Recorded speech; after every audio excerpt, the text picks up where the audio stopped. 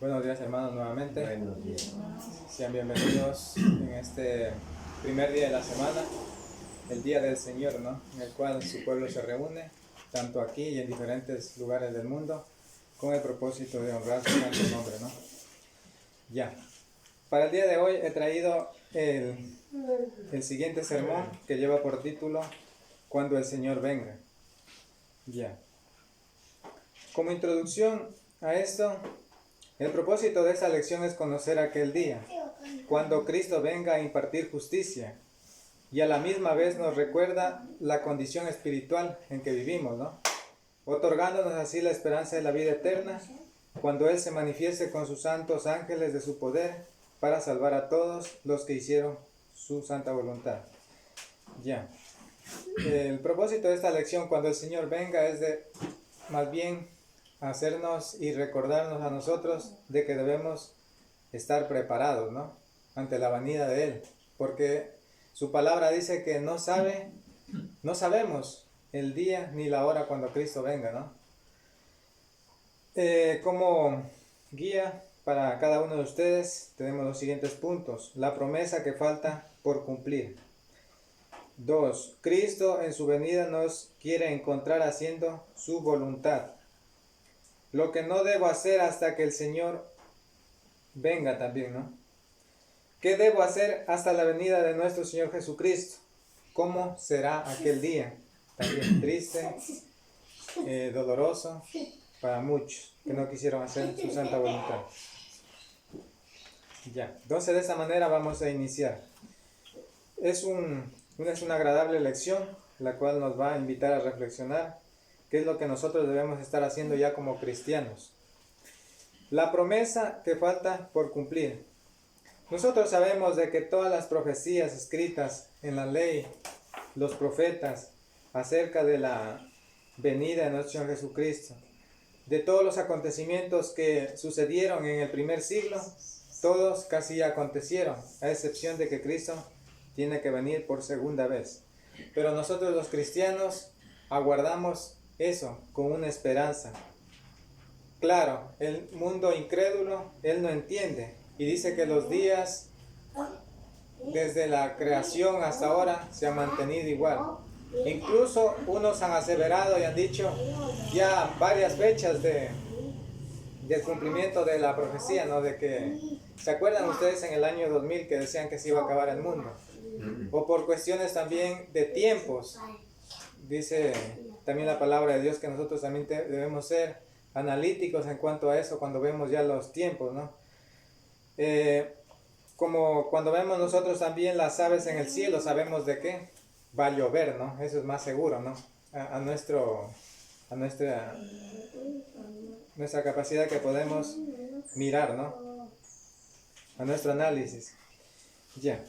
Entonces, recordar de que nosotros debemos estar siempre velando ante este acontecimiento, que será un día, no sabemos, puede ser en esta generación, en la próxima, pero sabemos de que Cristo va a venir. Incluso si nosotros hacemos su santa voluntad, entonces tendremos la seguridad y no tendremos esa duda de qué irá a pasar con nuestra alma. No sabemos el día ni la hora cuando Cristo vendrá. Mateo 24:36. Vamos a ver qué nos dice. Mateo 24:36. Pero el día y la hora nadie sabe, ni aun los ángeles de los cielos, sino solo mi Padre.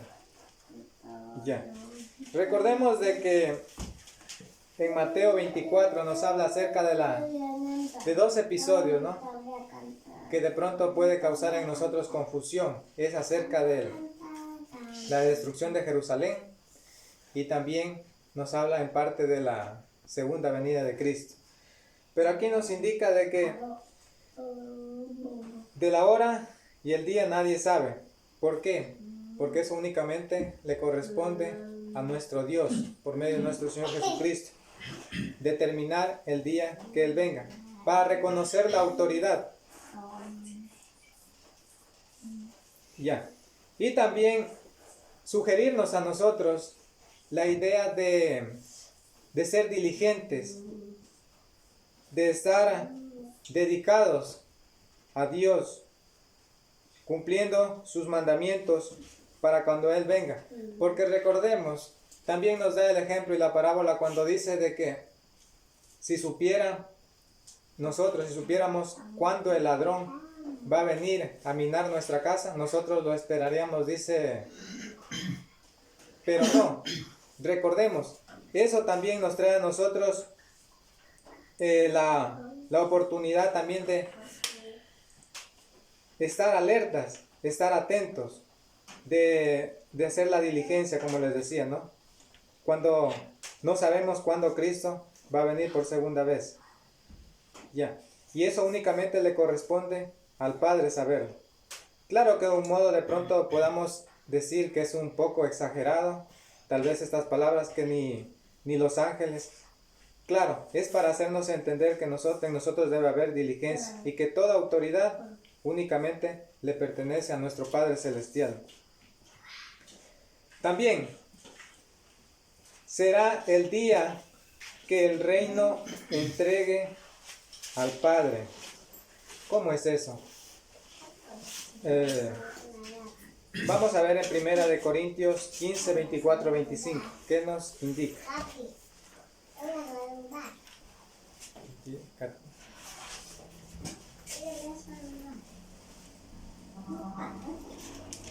Ya, como les estaba diciendo, 1 Corintios 15, 24, 25.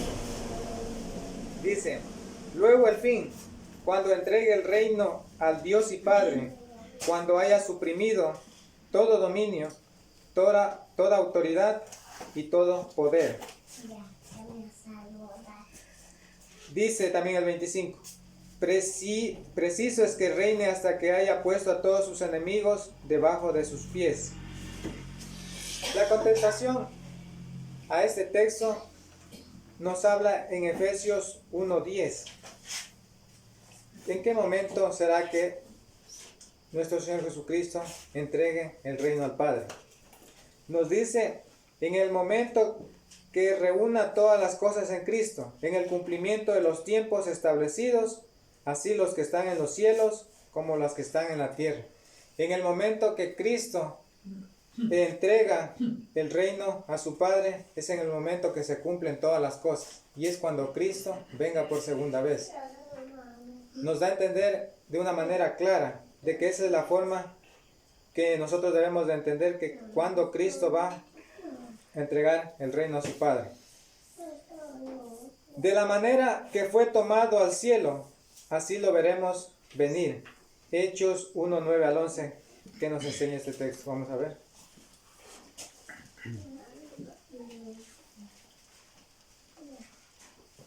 Recordemos de que en aquel día se encontraban sus discípulos cerca de él, en la ascensión de nuestro Señor Jesucristo. Dice así, 1, 9 al 11. Y habiendo dicho estas cosas, viéndolo ellos, fue alzado y lo recibió una nube que lo ocultó de sus ojos. Y estando ellos con los ojos puestos en el cielo, entre tanto que él se iba, se pusieron junto a ellos 2 varones con vestiduras blancas, los cuales les dijeron, Galileos, ¿por qué estáis mirando al cielo? Este mismo Jesús que ha sido tomado de vosotros al cielo, así vendrá como lo habéis visto ir al cielo. Hay una seguridad importante en cada uno de nosotros que debemos de saber, ¿no? Que nuestro Señor Jesucristo, Él reina desde las alturas, donde lo vieron sus discípulos ascender. Asimismo, como ellos lo vieron, que se perdió en las nubes, asimismo Él regresará un día, únicamente hasta el aire, donde nos recibirá, enviará sus santos ángeles a recogernos desde todos los extremos de la tierra.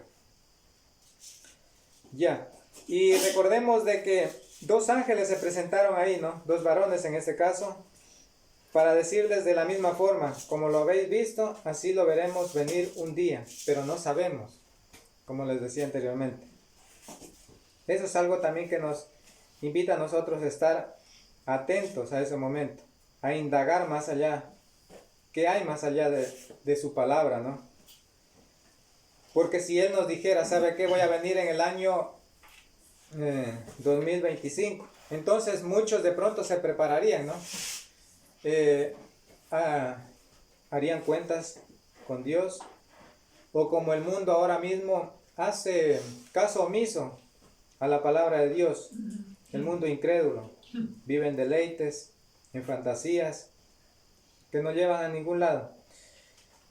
Son dos cosas, pero sí hay una seguridad de que así como lo hemos visto nosotros, o como lo vieron los discípulos en aquel tiempo, también Él vendrá un día a recogernos en las nubes, ¿no? Así lo dice su palabra en Tesalonicenses. No se ha olvidado de la promesa, como muchos piensan, como les decía también, de que, bueno, los tiempos no han cambiado, siguen siendo los mismos. ¿Dónde está la prueba de su advenimiento, como dice? Y este texto vamos a leerlo, 2 de Pedro 3:9. Aleluya, te alabamos, bendito. Sí, vamos a cantar. Dice, el Señor no retarda su promesa, según algunos la tienen por tardanza, sino que es paciente con nosotros, no queriendo que ninguno perezca, sino que todos procedan al arrepentimiento. El deseo de nuestro Señor Jesucristo es de que todos sean salvos, todas las personas, en todo lugar, en todo rincón. Él extiende su misericordia. Que este mensaje, cuando Él ascendía a los cielos, Él dio indicaciones a sus discípulos que este mensaje sea extendido en todos los rincones de la tierra. ¿Por medio de qué? De la evangelización, ¿no? Si Dios quiere que todos se salven, es la infinita gracia de Él, porque el hombre no tiene que hacer nada, únicamente cumplir el plan de salvación. Como les decía y siempre se dice, ¿no? Que la salvación es gratuita, usted no tiene que pagar nada, pero asimismo usted tiene que, Dios demanda y usted tiene que hacer lo que Dios ha ordenado, las condiciones de la salvación, el plan de salvación, que es oír, creer, arrepentirse, confesar y bautizarse. A continuación, Cristo en su venida nos quiere encontrar haciendo su voluntad. Vamos a ver, bienaventurado el hombre prudente que le halla haciendo así. Esta palabra que le halla haciendo así es interesante, porque ¿cómo quiere Cristo encontrarnos haciendo? Solo por poner un ejemplo, usted es el dueño de una empresa, ¿no? Y usted tiene trabajadores a su cargo. Usted lo que quiere es producir, ¿no? Generar más. Para eso usted está pagando, ¿no es cierto? Ya. Pero si de pronto el trabajador se da vacaciones y lo encuentra el dueño, lo encuentra de pronto sentado sin trabajar, ¿qué lo va a hacer el dueño? Obviamente lo va a llamar, como nuestro Señor Jesucristo lo llama, un siervo infiel, ¿no? Que no estuvo fiel conforme a su Señor. Asimismo, Dios quiere que nosotros seamos diligentes, dedicados, vivamos una vida honesta, predicando, sufriendo por causa del Evangelio también. Ya, así quiere encontrarnos Cristo. ¿Para qué? Para premiarnos, porque Él quiere premiar. Incluso el ejemplo de la parábola de los talentos, ¿qué nos enseña? De que Él dio unos 5, a otro 2, a otro 1. Nos habla de que al que le dio 1, Él no se esforzó, aunque sea un talento, no hizo nada. ¿Y qué le dijo? Siervo inútil. Entonces eso nos enseña a nosotros de que debemos constantemente estar esforzándonos. Muchas de las veces, y eso ojalá no tengamos los pensamientos en la vida del cristiano, de que, bueno, me bautizo y ahí se acabó todo, ¿no? Es recién la carrera de todas las muchas responsabilidades que tenemos nosotros de los cristianos, ¿no? Muchas veces podemos pensar así, bueno, me bautizo y se acabó, yo ya cumplí el plan de salvación y ya no tengo que hacer nada. Pero sí, muchas de las veces nosotros queremos recibir las bendiciones, ¿no? Y para recibir las bendiciones tengo que yo también esforzarme. Ustedes saben muchas de las responsabilidades que tiene el cristiano. Desde, por ejemplo, hacer orar, hacer cantar, predicar. Y empezando por todas esas cosas, hacerlas de una manera con alegría y con amor, ¿no? Ese es el deseo. Vamos a ver Mateo 24, 44 al 47. Mateo 24, 44 al 47.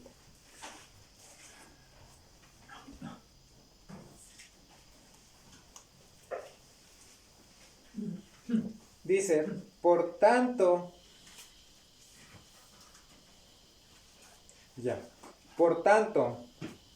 también vosotros estad preparados, porque el Hijo del Hombre vendrá a la hora que no pensáis.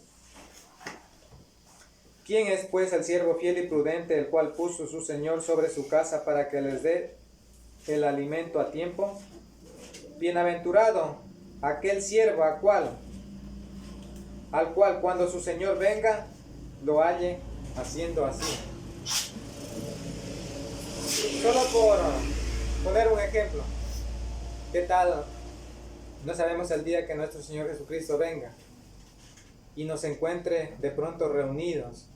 O quién sabe, en nuestra casa nos encuentre Él orando a Dios, leyendo la palabra, enseñando a otro. Qué lindo sería, ¿no? Así como Él nos dice que Él no sabe, solo que vendrá como ladrón en la noche, pero a pesar de eso nosotros estamos velando ahí y Él nos encuentre haciendo así, ¿no? Siendo diligentes, creciendo en el conocimiento, porque el trabajo que hacemos no es en vano. Entonces será grato para nosotros y será una recompensa muy grande en aquel día, ¿no? Que Él nos encuentre haciendo así como nos dice este texto. Ese es el deseo de cada uno de nosotros, de esforzarnos, de prepararnos mejor cada día. Porque la vida del cristiano, por más que usted diga, tengo unos 20 años en Cristo, nunca deja de crecer, nunca llegará al crecimiento, digamos, a la perfección. En este caso, Dios quiere que nos esforcemos para que lleguemos a la medida de la fe que es en Cristo Jesús. ¿Y cuál es el propósito de eso? También de poder comprender de que por medio de eso nosotros podemos discernir entre el bien y el mal. Cuando nosotros hayamos crecido lo suficiente, entonces podemos saber y distinguir entre el bien y el mal. Eso nos hará unos verdaderos cristianos, parecernos a Cristo. ¿Qué es parecernos a Cristo? Muchas veces nos han interrogado. Yo alguna vez un señor me dice, ¿y usted qué es? Bueno, algunos no saben, no distinguen. Dice, ¿qué es? Cristiano, evangélico. Y no entienden esa palabra. Simplemente para contestar, Hechos 11:26. Los cristianos, los discípulos se llamó cristianos por primera vez. Simplemente cristianos. ¿Por qué es cristiano? Porque seguimos a Cristo. ¿Y qué hace un cristiano? Lo que hizo nuestro Señor Jesucristo. Él sufrió, predicó la palabra, Él se preparó. Desde pequeño, a la edad de 12 años, ya estaba aprendiendo. Él no, como nos dice también en Efesios, de pronto Él no desaprovechó el tiempo, ¿no? De pronto pueden decir, es que no hay tiempo, mi trabajo.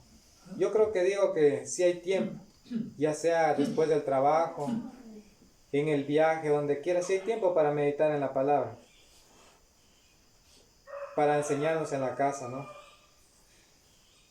También hay muchas cosas que nosotros podemos hacer, entre ellas instruirnos, ya sea en nuestra, o esforzarnos o ser diligentes, ya sea con nuestra pareja, nuestra familia, en el trabajo, en la vida espiritual.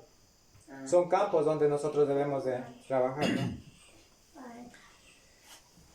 Y como les decía, ¿qué es prepararse? Vamos a definir el término prepararse. Dice, es prevenir, disponer o hacer las operaciones necesarias para obtener un resultado. Entonces, si nosotros estamos prevenidos, disponemos eso para hacer las operaciones necesarias para obtener un producto, como les decía. El texto nos dice que nosotros nos preparemos, estar preparados, es un mandamiento, ¿no?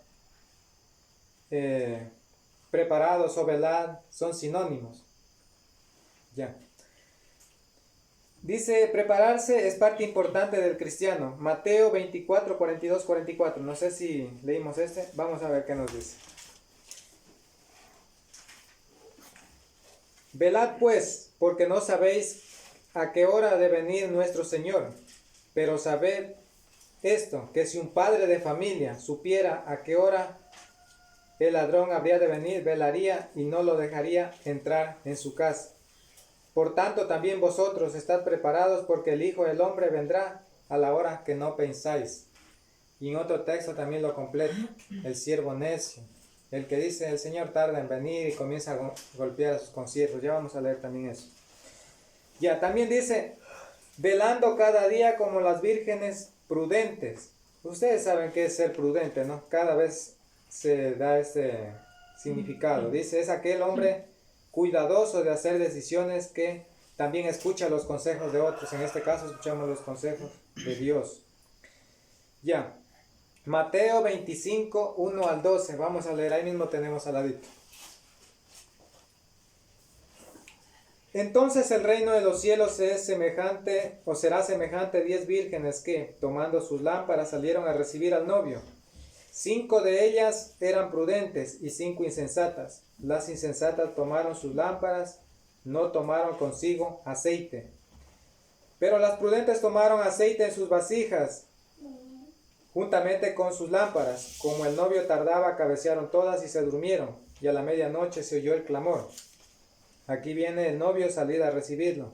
Entonces todas aquellas vírgenes se levantaron y arreglaron sus lámparas.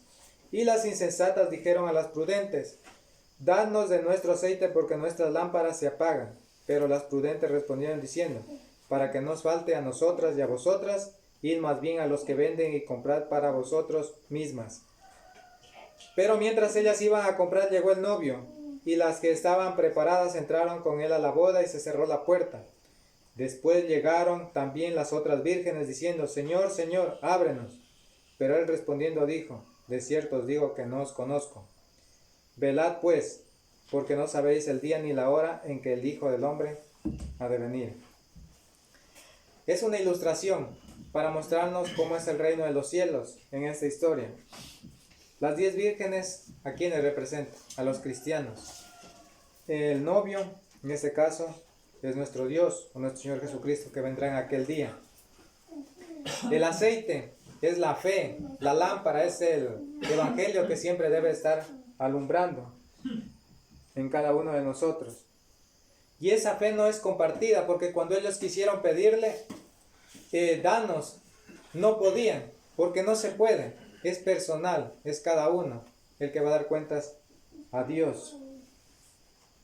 Y las que estuvieron preparadas, bueno, se dice que en la historia, aquel tiempo, antiguamente, dice que de esa manera esperaban las novias al novio, o sea, estaban preparadas con unas lámparas en la noche. Cuando llegaba el novio, entonces todos salían a recibirlo y entraban a la fiesta, a la boda, era una ceremonia.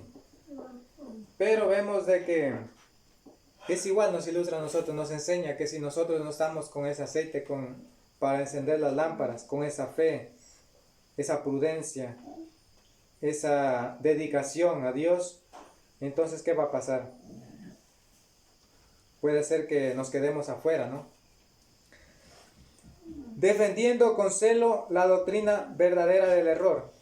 Cristo en su venida, ¿qué nos quiere encontrar haciendo? Defendiendo con celo la doctrina verdadera del error. Gálatas 1, 6, 9, ¿no?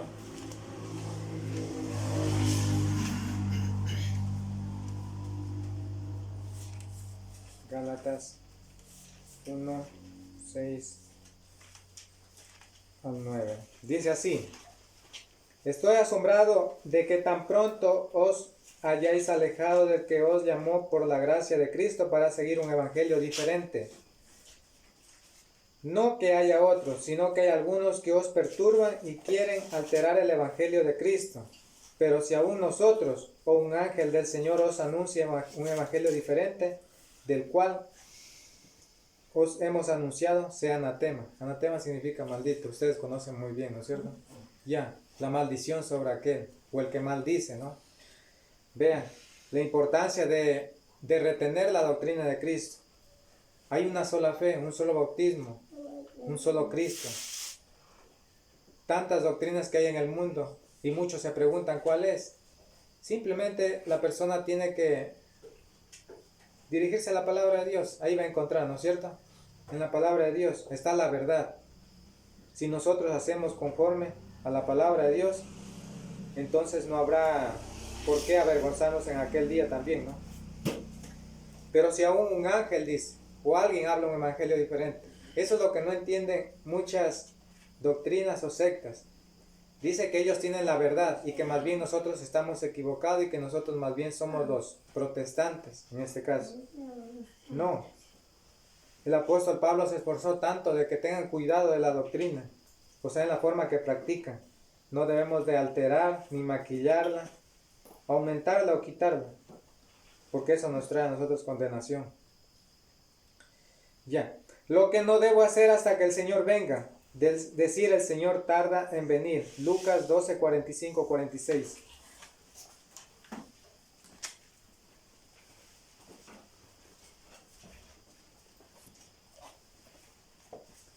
Dice así.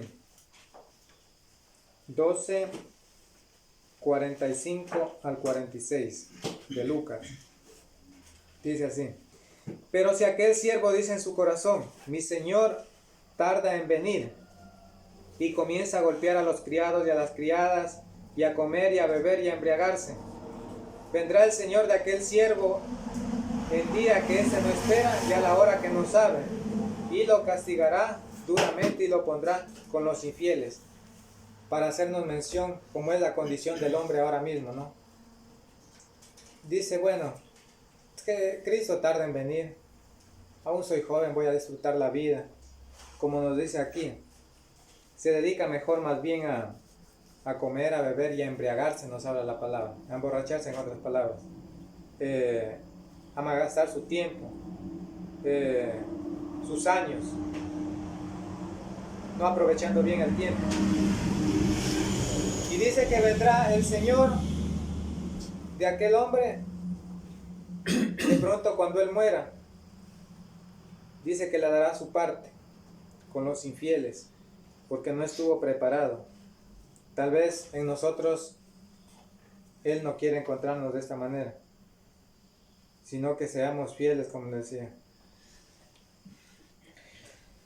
Hacer burla del Espíritu Santo también es otra de las cosas que no debo hacer. Segunda de Pedro 3, 3, 4.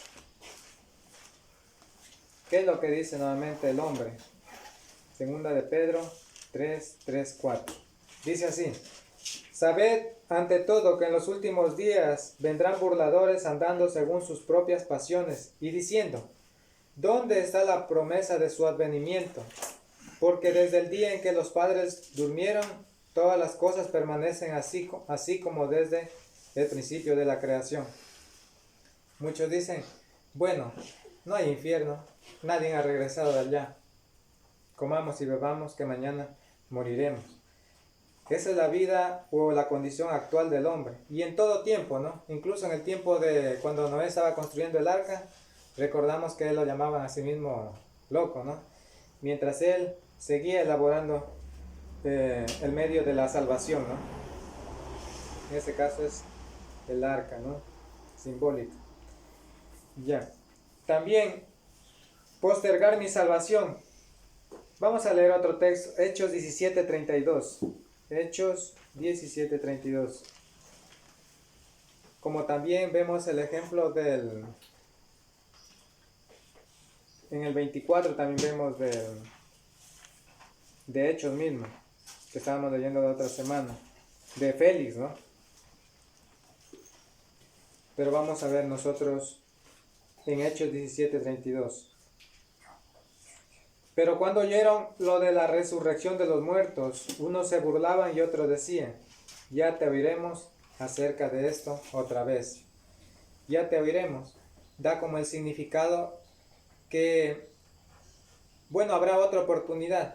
De pronto Cristo me habló hoy y me está invitando. Y digo, no, la otra semana o postergo. ¿Qué tal si no llega ese día? Entonces, ¿qué va a pasar? Nosotros no debemos de posponer cuando escuchamos. Recordemos casi la mayoría de los ejemplos. La urgencia del bautismo. Los 3,000 personas que se bautizaron en el día de Pentecostés escucharon y ese mismo día se convirtieron. El carcelero de Filipos no esperó al siguiente día. La misma hora de la noche se entregó. ¿Por qué no seguir esos ejemplos? Y casi la mayoría, si nosotros podemos ver, inmediatamente que se les predicó. ¿Por qué? Porque no sabemos nuestro día, qué va a pasar el día de mañana. Debe ser urgente, ¿no? Ya te oiremos otra vez. Puede ser una falsa esperanza de volver a hacerlo. Ya, vivir en un estado de tibieza espiritual, como en Apocalipsis nos enseña. Eres frío o eres caliente, porque si eres tibio te vomitaré de mi boca, ¿no? Donde aquellos que se alababan porque ellos tenían de todo, decían, tenían lo necesario. ¿Y qué les dice nuestro Señor Jesucristo? Por medio del ángel, en Apocalipsis, en este caso nos dice 2:17-18. Vamos a ver. 2:17-18. Tú dices, yo soy rico, me he enriquecido y de nada tengo necesidad, pero no sabes que eres un desventurado, miserable, pobre, ciego, y estás desnudo. Por tanto, yo te aconsejo que compres de mí oro fino en el fuego para que seas rico y vestiduras blancas para vestirte, para que no se descubra la vergüenza de tu desnudez. Y unge tus ojos con colirio para que veas. ¿En dónde encontramos esto? En la palabra de Dios, porque todo eso nos provee para poder ver más allá. A los ciegos les da la vista espiritual, ¿no? Ya. Como les decía, de que vivir en un estado de tibieza, la vida del cristiano no es un estado de tibieza, más bien es de seguir hacia adelante, de esforzarse, de crecer cada día. No siempre vamos a estar en un grado, sino que siempre va a ser la carrera del cristiano de ascendencia, como una carrera. Puede ser el ejemplo tomado de los deportistas, siempre escalando un lugar más alto, ¿no? ¿Qué debo hacer hasta la venida de nuestro Señor Jesucristo? También es otra de las preguntas. Buscar a Dios mientras Él pueda ser hallado. Recordemos de que hoy nos habla. Hoy es el día de salvación. ¿Por qué no hacer caso a su palabra? Someternos al plan de salvación descrito en el libro de los Hechos, como lo hicieron los primeros cristianos en el primer siglo. En Hechos 2:36 en adelante nos habla de los que les habló la palabra de Dios. El discurso del apóstol Pedro caló en los corazones, redarguyó, y ellos inmediatamente se bautizaron y fueron añadidos ¿a dónde? A la iglesia, donde son salvos, prácticamente donde estamos nosotros aquí. Cuando uno se bautiza es añadido a la iglesia, pertenece a ella, y ahí es donde se realiza la doctrina o la práctica, que es constante, que no ha variado desde los tiempos antiguos hasta ahora. El plan de salvación tampoco ha variado, sigue siendo el mismo. Cristo tampoco es variable, Él sigue siendo el mismo. También creciendo en la obra del Señor. Es un texto que nos anima mucho, 15:58 de 1 de Corintios. 1 Corintios 15, 58. Así que, hermanos míos, estad firmes y constantes creciendo en la obra del Señor, siempre sabiendo que vuestro trabajo en el Señor no es en vano. Aunque el mundo le rechace, aunque usted sufra por causa del Evangelio, reciba burlas, dolor, sufrimiento, y así no sea escuchado, usted tiene que seguir. Eso lo forja hacia adelante, le da una coraza para seguir hacia adelante. No se quede ahí, sigamos haciendo la voluntad de Dios, que a su tiempo tendremos la recompensa, ¿no? Ahora también dice que el anhelo sea encontrarnos con Cristo, como decía el apóstol Pablo, ¿no? Filipenses 1:21, vamos a ver qué nos dice. Es un texto que muchos a veces lo saben hasta de memoria. Filipenses 1:21. Dice así: para mí el vivir es Cristo y el morir es ganancia. Pero si el vivir en la carne resulta para mí en beneficio de la obra, no sé entonces qué escoger. De ambas cosas estoy puesta en estrecho, teniendo deseo de partir y estar con Cristo, lo cual es muchísimo mejor, pero quedar en la carne es más necesario por causa de vosotros. Había un corazón dolido en el apóstol Pablo, porque no sabía qué escoger, porque decía él: si me voy, estoy con Cristo, lo cual es muchísimo mejor, ¿no? Para nosotros debe ser ese también el anhelo, muchísimo mejor, pero también el quedarse también era importante, porque cómo podía instruir a los que todavía estaban por ahí, lejos del redil, ¿no? Entonces, importante, ¿no? Pensar en eso. Las dos cosas son importantes, y aún más si nosotros vivimos en este mundo, para poder también instruir e iluminar a otros que no han conocido todavía a Dios, Cristo. ¿Cómo será aquel día? Ya, ahora sí vamos un poquito a adentrarnos en lo que sucederá en aquel día. Se tocará la trompeta en aquel día. Ya, vamos a ver qué significaba la trompeta desde tiempos antiguos en el Antiguo Testamento, en la ley. Nos dice que la trompeta era un símbolo de ¿qué? O signo de convocar, movilizar, clamar o adorar. Se usaban para mantener a tantas personas en formación ordenada. También hacía falta comunicación clara y control de conjuntos enormes de gente y ganado. Entonces para eso era utilizada la trompeta. Pero vea, ¿cómo vendrá Cristo por segunda vez? Dice que se tocará la trompeta antes de que Él venga. 1 Tesalonicenses 4:16. Dice así: el Señor mismo con voz de mando, con voz de arcángel y con trompeta de Dios descenderá del cielo. Entonces los muertos en Cristo resucitarán primero. Una de las características, ¿cómo vendrá Cristo? Se tocará la trompeta antes de que el Señor venga. Eso lo confirma en 1 Corintios 15:52.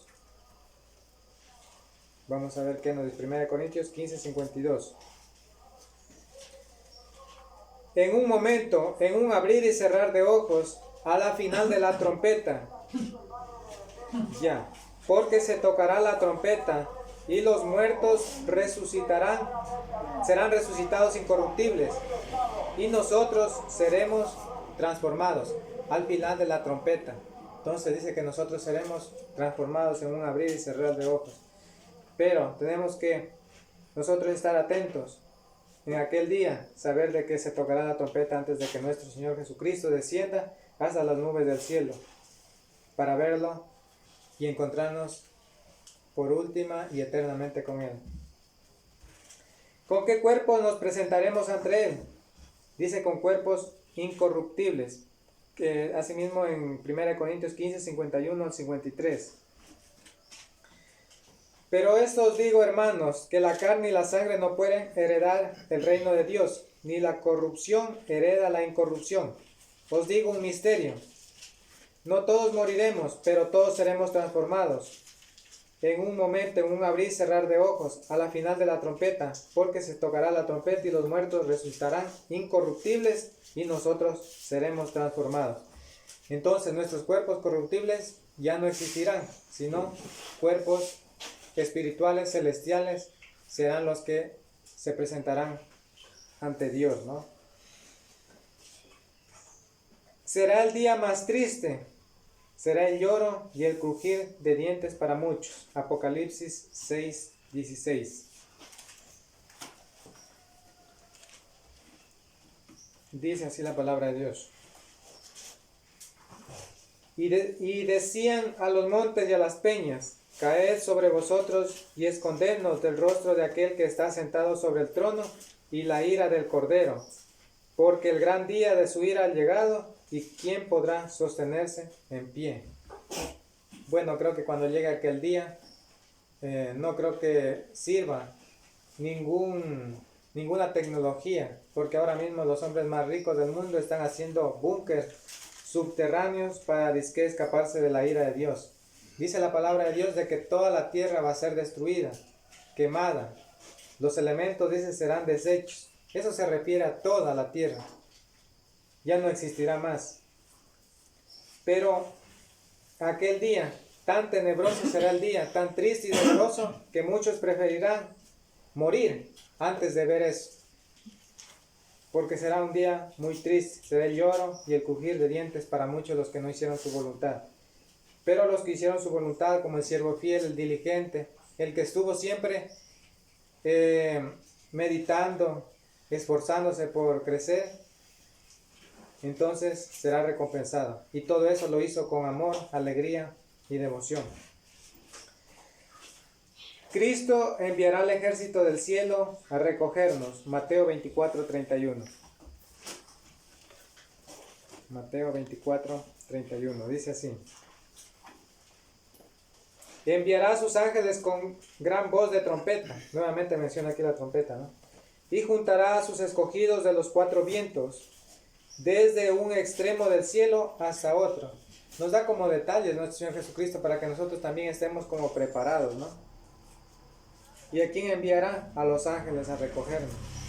Vean, qué privilegio, ¿no? Recibir este envío de parte de Dios, los ángeles, para que nos recojan y así ir al juicio y posteriormente hacia la vida eterna, ¿no?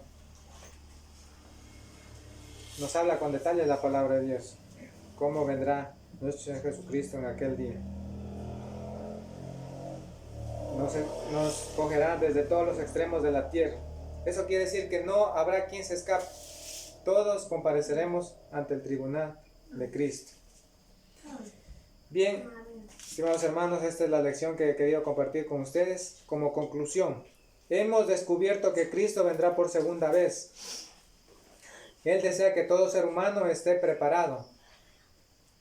Quiere encontrarnos haciendo su santa voluntad y siendo hombres fieles, íntegros, dedicados a honrar su santo nombre.